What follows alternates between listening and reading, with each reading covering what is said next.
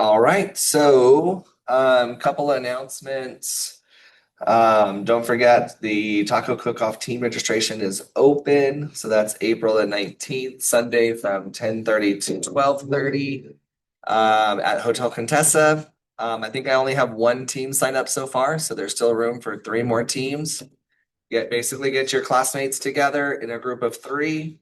And again, it's kind of like a very low stakes, just a fun kind of culinary competition.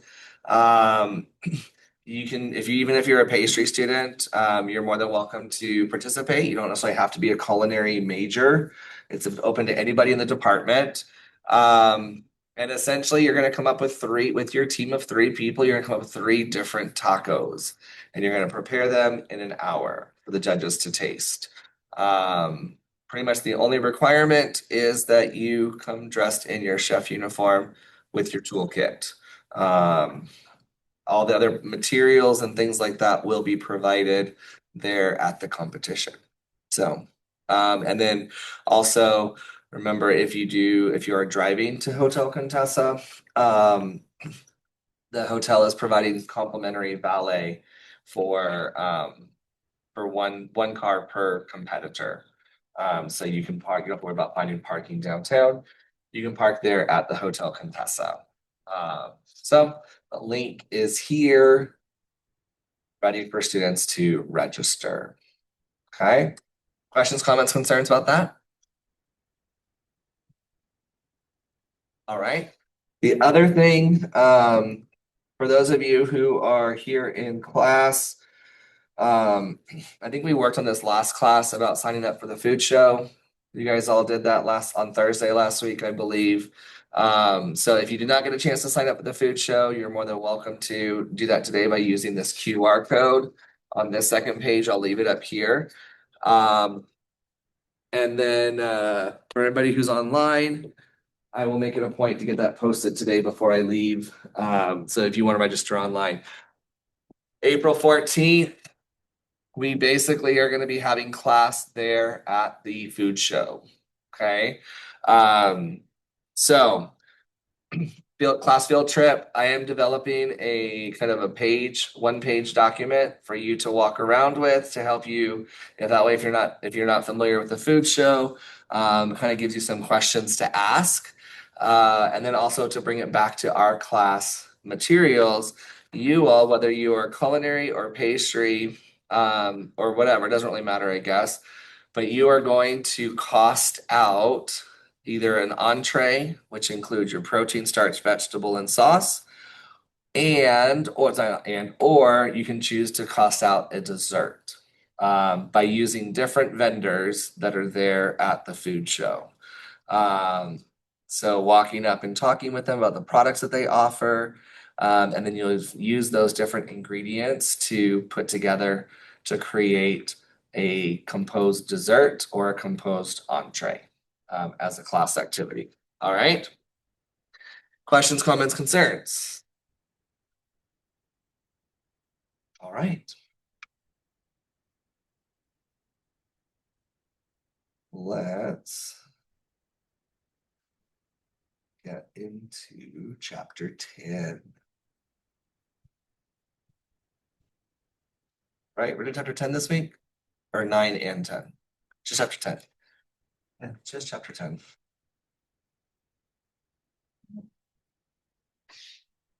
So chapter 10 is going to have some repetition of things we've already talked about. Okay. But what we're talking about in chapter 10 is protecting our revenue.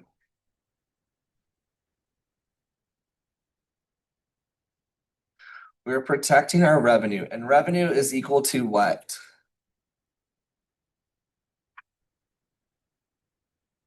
What is revenue?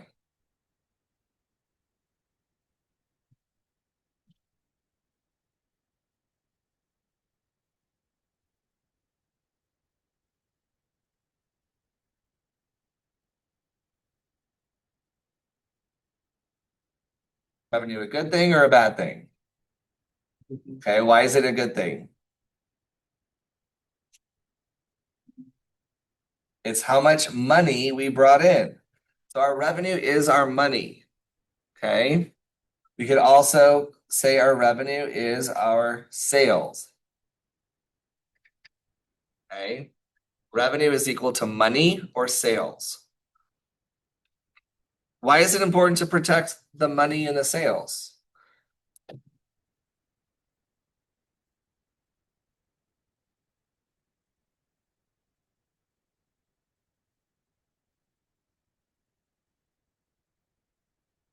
Because without it, you won't be able to pay the things that you need to pay, like your employees or your inventory. Absolutely. Thank you, Samantha. Remember, we talked about a profit and loss statement. That P&L sales is at the very top. Everything else below that are expenses that we subtract and then our profit. So if we don't protect our revenue and our sales, then we still have to pay our expenses. We still have to pay our bills for the food. We still have to pay the labor to serve, for people to serve, for people to prepare the food. We still have all those expenses. We have rent. Okay. So all those expenses we've talked about throughout the whole semester, we still have to pay those. So if we don't protect our sales, if our sales decrease or we don't capture all the money from our sales and our expenses either stay the same or increase, what's going to happen to our profit? It's also going to decrease. Okay. And so our profit is dependent on capturing accurate sales. And remember, when we think about our sales, we typically, if we're smart, we typically will purchase the amount of food that's related to the sales that we're having. We don't want to purchase too much food because then that product could go to waste, our expenses go up, but we don't get to sell that product because we don't get any money for it because we don't sell it. Our profit's going to decrease. So we have a 4-step process to secure our revenue. We want to check what was issued out of the kitchen. We want to compare that to the guest checks.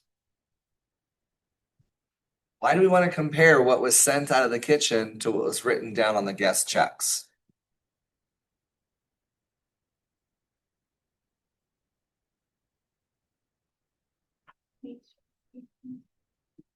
To Okay, make sure so that they add up. yeah, so make sure everything that went out of the kitchen was actually paid for or was accounted for with a guest check. Okay. Samantha, what did you say?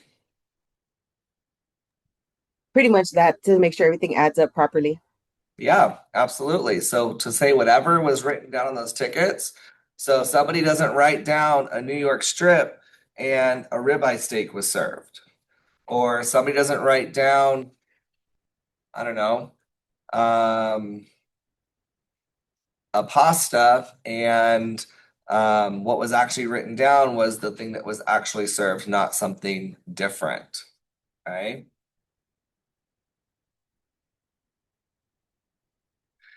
Then we want to verify our server reports. So how much they sold, to verify the information that all the guests were charged appropriately. Okay. Oops.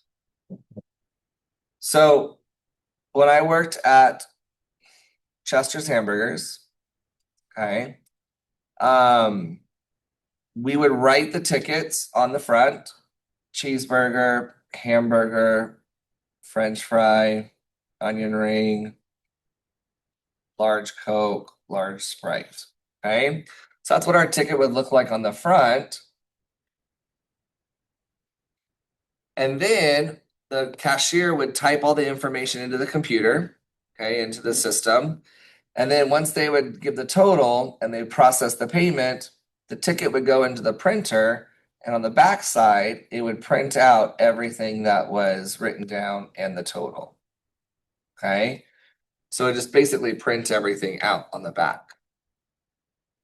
one of the responsibilities I think I shared with my last with the last class, one of the responsibilities of the manager was to double check every single ticket was accurate. So that the cheeseburger, the hamburger, the onion rings, the French fries, and the large drinks. Each one of those things were listed out and printed correctly. Okay. What is an issue with undercharging a guest? Well, first of all, what is undercharging a guest? Not charging the guest enough. Okay, yeah, so not charging the guest enough. So let's talk about what we just mentioned, the fettuccine Alfredo. Okay. If the chicken is an upcharge, an additional cost, okay? And let's say as a server, I rang in the fettuccine Alfredo, and then I'm in the back filling my drinks. And all of a sudden I remembered, oh my gosh, Coda, can you add chicken to that fettuccine Alfredo for me? I forgot to add chicken. Okay. So if the fettuccine Alfredo is served with chicken on it, but it wasn't charged, the chicken wasn't added later on, then that's undercharging the guest. And so what's the problem with undercharging a guest? What's that? We're not getting the money for that chicken, correct? So that's a revenue consequence on the restaurant. What other consequences might there be?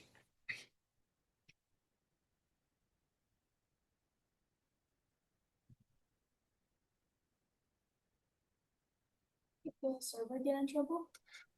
The server could potentially get in trouble, especially if it's something that happens on a regular basis. Okay, yep, that could definitely be something that we would want to have a conversation with because we want to explain to that server, okay, why do you keep forgetting to add on chicken? Or why do you keep on forgetting to add the protein? The cooks in their shift notes keep mentioning that David keeps always asking to add the protein to the pasta afterwards. Okay.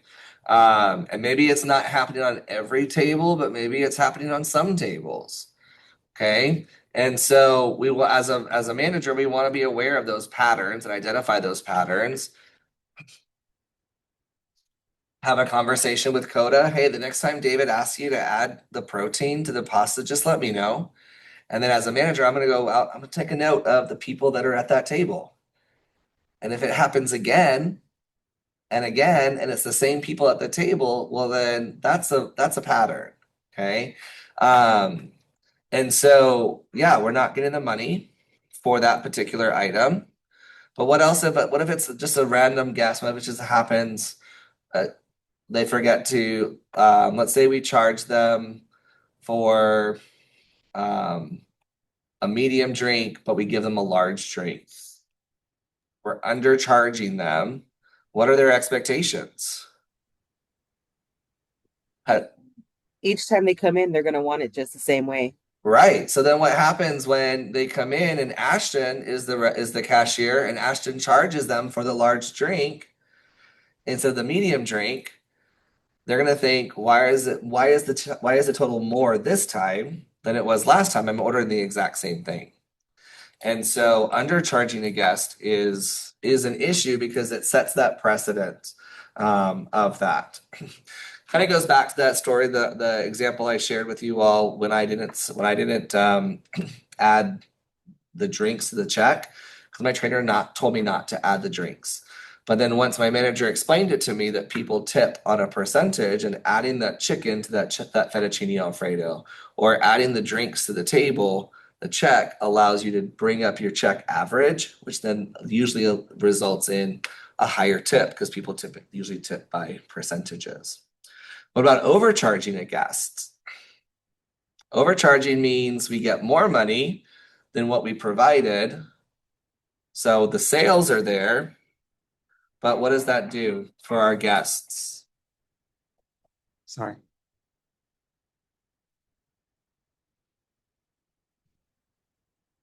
How could that impact our guests if we overcharge? Yes, go ahead.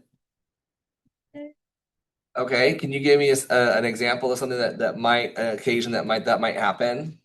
Uh,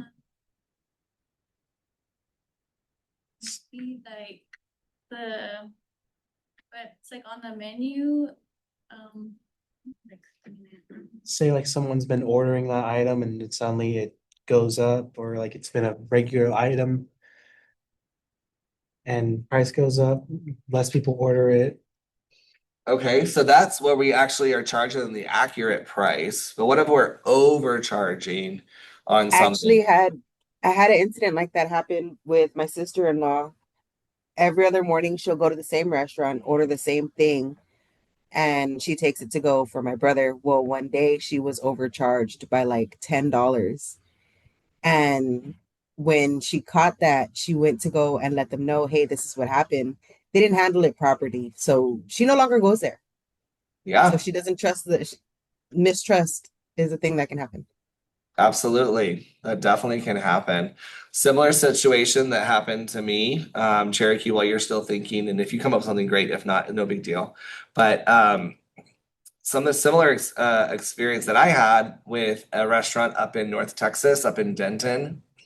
And this is really silly, okay? But it had a huge impact. So it was a chain restaurant. I'm not going to say what chain it was, okay? But it was a chain restaurant, and the meal was $9.99. And when I went to pay, it seemed more, it seemed excessive. And I was like, well, that seems more than what I had thought it would be, but whatever, it is what it is. And so I paid. And then I looked at my check, my receipt, and it showed that I had paid a 25-cent upcharge to increase my drink from a medium to a large. Okay. The problem was the cashier never asked me if I wanted to upcharge. They just automatically did it. And I didn't request it to be upcharged. So two issues. And then as I'm waiting for my food, I'm looking around the whole dining room, and guess what? Everyone in the restaurant has a large drink. And so I thought, how many of these people actually take time to look at their receipts and figure out how many people actually asked for a large? How many of them were just automatically given a large? I don't know. And so I walked up to the cashier and I asked her and I said, um, I'm really confused. I didn't ask for a large drink. Do you guys just make it a standard to charge people for things that they don't ask for? Um, and her response to me was, "Do you want your change?" She's like, "Do you want a refund?" And I said, "Yeah, I do want a refund." I know it seems silly, 25 cents, but so she gave me a refund of 25 cents. And in my mind, I was thinking, well, technically it should be 26 with taxes, but we're not going to go there. Um, and so I just went, I ate my food. It was decent. It wasn't anything wonderful. It was fast food. But I've never been back to that chain ever again. There's not one in San Antonio. It's a different chain restaurant. But so there's not one in San Antonio. But every time I'm in a different area, if I see that chain, I will not go to that restaurant because of that. Overcharging our guests, you don't know what that impact could be. Um, and now, especially with social media, with people talking about that, that is also something that could cause an issue. And so overcharging our guests is something that's really important to be aware of. It also affects our inventory. Okay. And overcharging could be something that's an honest mistake. Okay. So let's say our onion rings are 250 and our French fries are 225. Okay. So if our onion rings are 250, our French fries are 225. And on this particular order, what if I accidentally, because I'm in a hurry, what if I accidentally charge for two onion rings instead of French fries? So the difference is 25 cents. I'm overcharging somebody because I charge them for two onion rings instead of an onion ring and a French fry. But now my inventory is going to be off. My computer tells me I should have one less order of onion rings and I should have one more order of fries, but my inventory is going to be off. So that could also be a huge issue when it comes to time to reorder. All right, so then we also want to look at our cash deposits because remember that is money. Who is going to have access to our cash?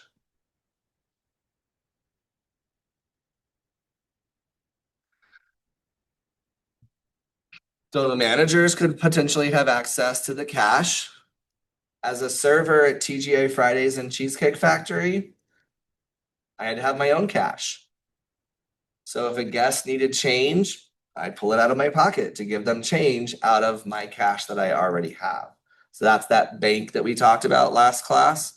So I had to have a bank to start with to be able to give change. If I couldn't, I could go to the bar and get change from the register to give them accurate change if needed.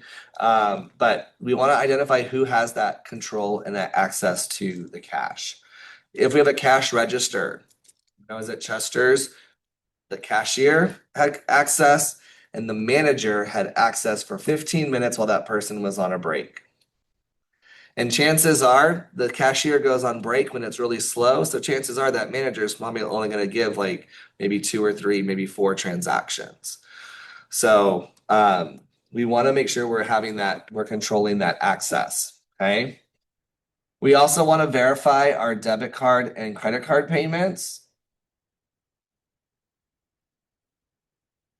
So we want to verify those payments actually go through. I think a lot of this is being mitigated or is being corrected by having the handheld devices that servers have now. We don't have to walk away to run a credit card and bring it back. They can do that right there at the table. There's actually in certain countries, there's a law that the credit card or the debit card cannot leave the site of the guest. So that's why they have to do it there at the table side. So that way it never leaves their site for credit card protection. And so that technology is now here in the US, and a lot of places have definitely implemented that. It's also really easy. How many of y'all are a server? Anybody been a server before? Okay, how many of you all have actually been out to eat and then you split the check? So you divide the items up on the check by different people are paying different, right? As a server, when I was in my days, let me put my old person voice on for a moment. Back in my day, when we had to divide that, I had to go to the computer system away from the table and physically split those things off and then print the checks. Whereas now, a lot of people can have that handheld device and they can just go one by one. Okay, what did you have? And they can pull that off right away. So it simplifies that process a lot, which is really nice. Coupons. Who can give me an example of a time when somebody might pay with a coupon at a restaurant?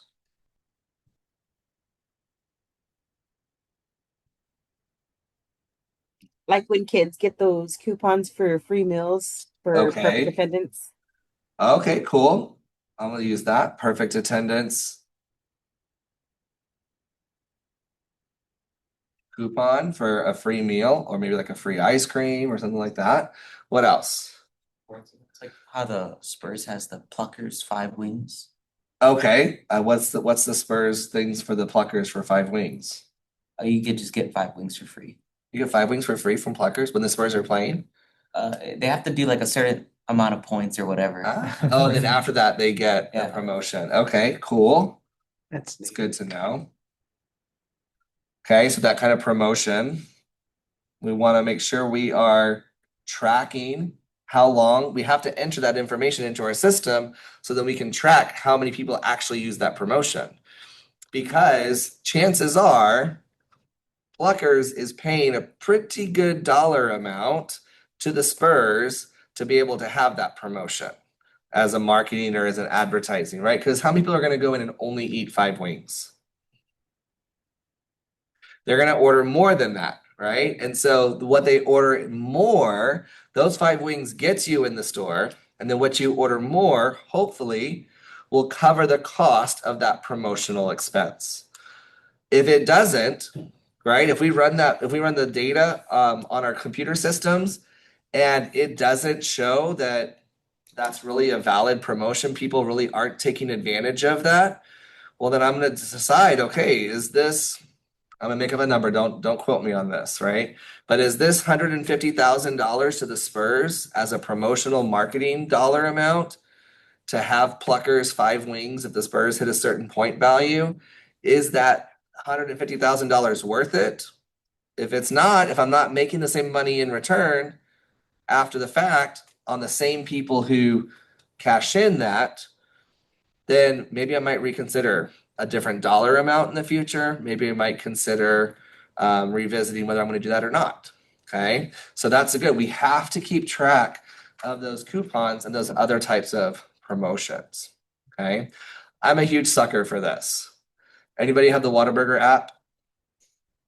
Every now and then, the Whataburger app will say, "Hey, if you buy a medium fry and a medium drink, we're going to give you a free Whataburger." Okay. So that fry and drinks comes to about $6-ish, okay, $5 or $6. But then am I just going to eat a regular hamburger? The answer is no. I'm going to add bacon. I'm going to add cheese. Okay. And so then that adds to the cost, right? The bacon and the cheese adds to, and now I'm up like $9, $10. Where before I wasn't going to spend it at all, but now because I have this promotion, this deal, I feel like I'm getting something out of it.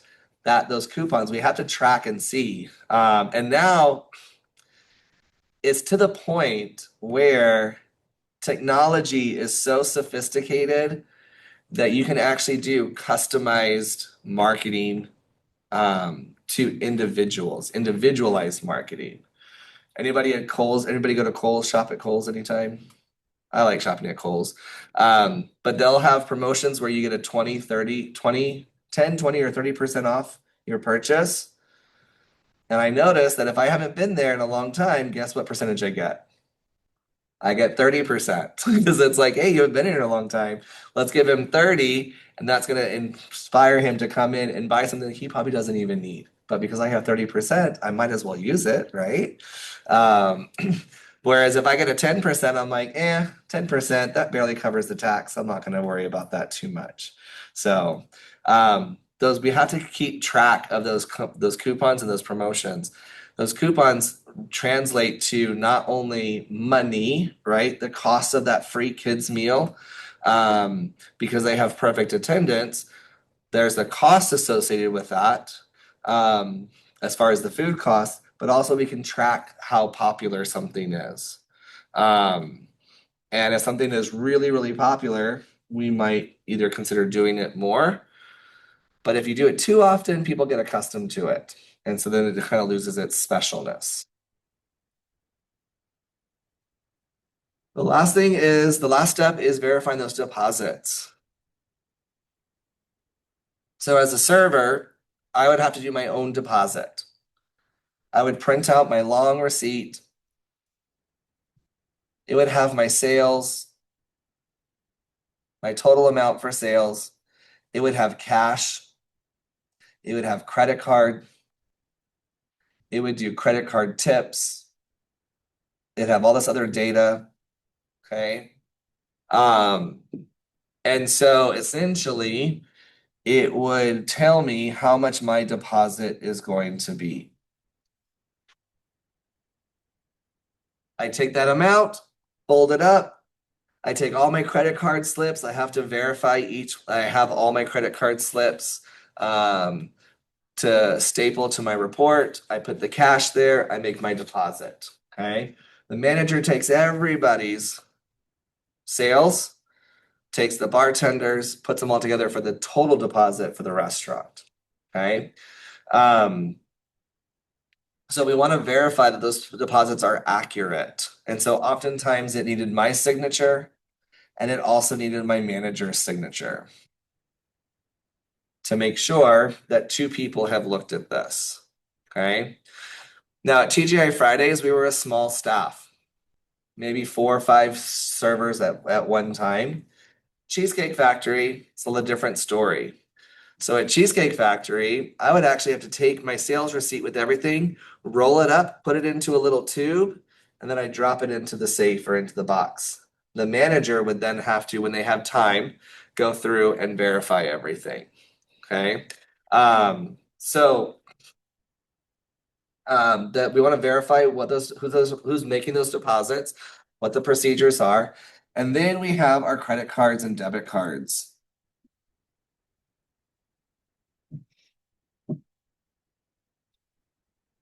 And though that money is going to go into our accounts receivable or AR. Accounts receivable. What's the root word of receivable? Receive. So what money is owed to us? What money can we expect to receive? So every time we finish out the credit card payments for the day, we should have a certain dollar amount for our accounts receivable. So that way our accounting can see, okay, what money is supposed to be coming due to us? That's our revenue, that's our sales. What is the opposite of accounts receivable? Accounts Deductible? starts with the P.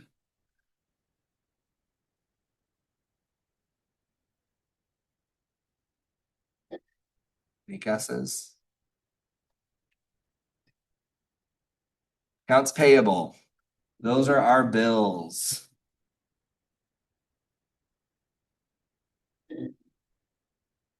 Those are all the bills that we have to our vendors. All the accounts payables. Anytime I get an invoice for a product that was dropped off and delivered, that dollar amount's going to go into my accounts payable.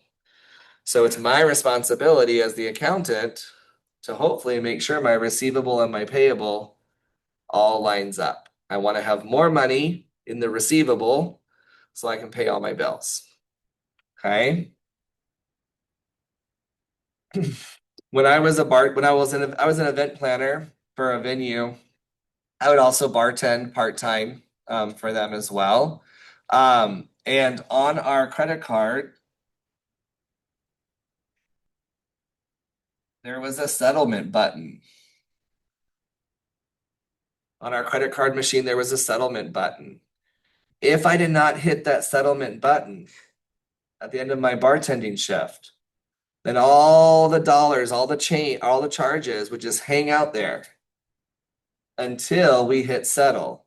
So if I didn't settle that, then we wouldn't actually get paid for that until the next time we turn the machine on. All those charges are still hanging out in there. And then we do another event and then we settle it and it actually is more, right? And so we wanted to always make sure that we settled at the end of every event. And there would always be a receipt at the end and there would be in black letters settled. And so that way we would staple that and verify that we actually did settle the account. That was more because as a venue, we wanted to settle like the bar sales per event so we could see how successful the bar was per each event. But it kind of just depends on that. From an actual real world specific scenario, I'm not quite sure of how that settlement happens or if it just automatically happens every day. Oops. So our cashier and server banks, okay? We want to verify those. We want to do audits. What is an audit?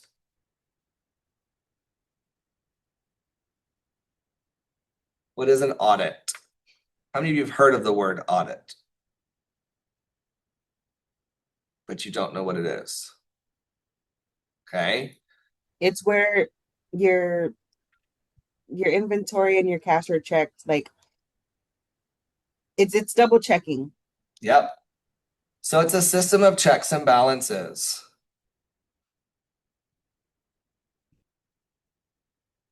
So if I say I'm supposed to have $500 in my cash register, I'm going to do an audit and make sure that there's actually $500 in that cash register. Okay. And so those audits typically, let me give you an example. When I was at the Sheraton Hotel in the restaurant, we had one cashier who made all the transactions. So if it was credit card, I could do that on my own. But if it was a cash transaction, I'd have to go and do that with the cashier to get the change. But then they also would give me my credit card tips in cash at the end of my night. Okay. And so if they start with $500 as their bank, okay, and let's say we had 0 cash transactions for the night, and we had 6 servers, and they each made $100 that night in tips, in credit card tips. Can that person give out $600? No. So typically what they would do is they'd say, okay, you know what? Each server is going to get $50 tonight. So that way you have cash when you're leaving. And then I'm going to put it into the system. And then tomorrow, when you come to your next shift, you can go up to the accounting office and get your other $50. So when they do that for 6 servers times $50, that's going to be $300 of cash that was given to the servers. So my bank is only now at 200. So when we do an audit that night, we're going to get that register and we're going to realize, okay, I need to get this back up to $500. And for the accounting purposes, this money needs to go to our payroll account for tips. So that way we can account for where all the money is going and why I'm giving an extra $300 back to the bank. So those audits are things that we're doing to provide those checks and balances. The last concept on this slide is the concept of petty cash. Okay. Who has heard of petty cash?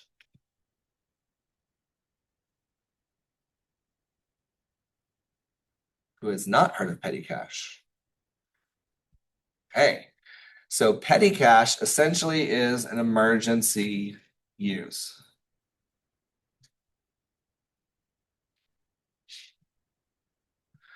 Typically, depending on where you are, petty cash can range anywhere from $50 to maybe $200 at the most. It's usually not that expensive, not that excessive, okay? It's basically used for emergencies. There was a time I worked at McDonald's and we ran out of thermal paper, so we had to use the petty cash to go to Office Depot and get more thermal paper. Okay, like for the receipts, to print out the receipts? Yeah. Yeah, okay. So I don't know how much this thermal paper is going to cost, okay? But let's say we probably need 2 or 3 rolls to get through the rest of the shift until our next order, okay? I'm going to be pretty generous. I'm going to say, you know what? Take this $100. Take this to Office Depot. I need you to get me 3 rolls of thermal paper, okay? So Samantha takes this $100 cash to Office Depot, gets the paper. The paper comes to, let's say, is $10 a piece. Times 3 is $30. Okay. So then what's the change off of 100? $70. Okay. So then Samantha's going to bring me back a receipt for $30 and then change of $70. This together has to equal the original amount that was given. Okay. That receipt of $30 goes back into petty cash as money. It represents money, right? So similar to this $300 of tip out. And then at the end of the shift, we get that receipt, we apply it to where it needs to go accounting wise, and then we bring in $30 back to make sure our petty cash is up to $100. Back to the original amount, okay? So it's typically used for emergency purposes. It's generally not from the cash register, okay? It is a separate fund. It is a separate area. So I know I've seen this at some restaurants where they're like, pull out of the cash register, $20. Hey, can you run to HEB and get me 3 bottles of ketchup? Okay. Having a petty cash is going to be a lot more, that's what I'm looking for. A lot more secure because we're actually documenting from a separate amount. We're not pulling money out of the cash register. Okay. So a lot of small independent restaurants that don't understand the concept of petty cash may just pull it out of the register. Well, then if you do that really quickly, you may not think about it later on. And then when you run to do your deposit, your balance is going to be off. So having that petty cash is a lot cleaner of a way to do that. Any questions about protecting our revenue? So I had a friend once, he was a chef, and he operated a venue. So he did catering out of that venue. And one day he did a wedding, and the bride and groom paid $12,000 cash that night to settle up their bill for the balance of their receipt for their wedding reception. So they came in with that $12,000 cash. How many of you have ever worked on like a 10, 8, 10, 12-hour shift? Okay. It's exhausting, right? And so he, at the end of the night, was just like, I'm so tired. I'll deal with that in the morning. Well, guess what happened? His venue got broken into overnight, and guess what went missing? $12,000 in cash. Okay. Can't get that money back. So protecting our revenue is so crucial. We want to protect our revenue from the sense we don't want to undercharge or overcharge our guests because we want our guests to have a similar experience. And it meets their expectations. We want to verify who is in charge of the cash, who's allowed to go. Because if you have a cash register and you have 5 people that are in there making change, who do you hold accountable when the drawer is short? So having those procedures of who has access to that cash is really crucial to protect the cash, the revenue and the money. All right. So as a reminder, next starting on Wednesday, let me look at our calendar. Okay. Starting Thursday, I apologize. Thursday, the 26th will be our class for the project. You need to log into class at 2:00. If you are done with all the recipes that are due the following week, then you don't have to stay logged in. Okay. This semester, I am going to start adding or deducting late points for assignments that are due starting March 31st. So for the rub and the raspberry sauce, I'm not going to take off points if they are turned in late. Okay. Every assignment that from this point forward, because we're going to have time in class, I'm giving you time in class time to log in and work on these assignments. So if you turn them in late, I am going to go back and deduct the 30% points off of each assignment. Okay. Keep in mind, your project is worth 30% of your grade. So if you don't do the project or you don't do well on the project, it's going to be really hard to get an A, maybe even a B. You might squeak out a C, which is all you need to pass this class. But please be aware of that, okay, for the second half of the semester. We are not having class on the 31st, a week from today. Campus is closed. The college is closed for Cesar Chavez Day, okay? And so we will not have class next week on the 31st, okay? I'm going to post an announcement.